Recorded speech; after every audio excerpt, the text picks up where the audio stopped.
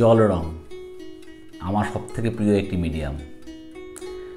এটা অনেকটা তুমি বলতে পারো ওই সাপ লুডো খেলার মতো।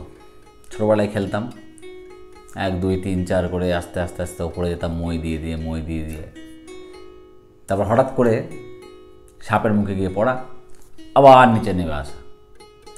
জল রংটা যদি সব ভালোভাবে বোঝা যায়, আমার যতটা এক্সপিরিয়েন্স, এটা ঠিক সাপ লুডো খেলার মতো।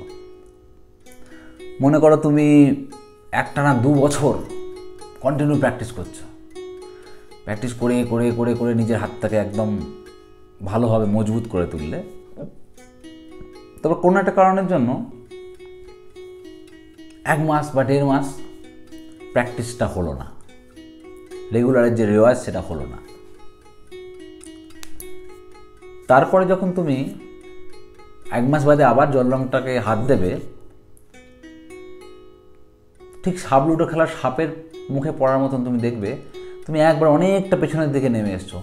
মনে হবে তুমি 15 দিন নয়, তুমি 6 মাস বাদে আবার জল রং স্পর্শ করছো। এটা একদম মাথার মধ্যে ভালো করে ঢুকিয়ে নাও।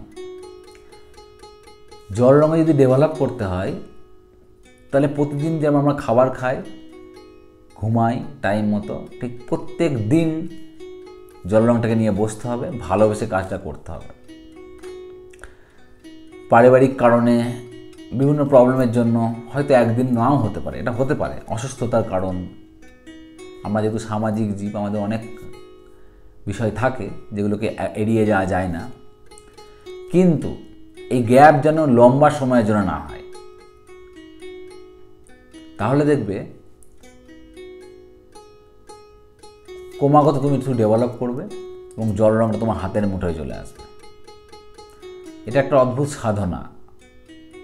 যারা জল রং করছে, যারা বছরের বছর প্র্যাকটিস করছে, তাদের কাছ থেকে তুমি একই উত্তর পাবে যে এটা এমন একটা মাধ্যম যেখানে লম্বা সময়ের যে গ্যাপ, যদি সেটা 1 মাসের হয়, 1 মাস বাদে সেটাকে মনে হবে যেন 6 মাসের গ্যাপ।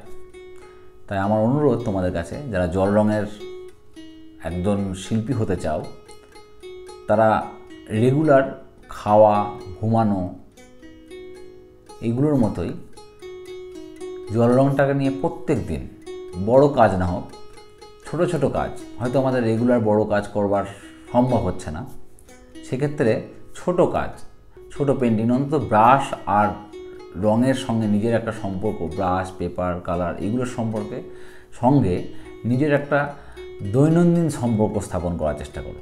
দেখবে জল রং অনেক সহজ হয়ে গেছে, অনেক ইজিলি তুমি জল রঙকে রপ্ত করতে পারছো। আশা করি তোমার কথাটা ভালো লেগেছে। এই ধরনের আরও টিপস জানবার জন্য আমার প্রোফাইলের সঙ্গে থাকো, আমার পেজের সঙ্গে থাকো। সবাই অনেক ভালো ছবি আঁকো, অনেক ডেভেলপ করো। Thank you so much.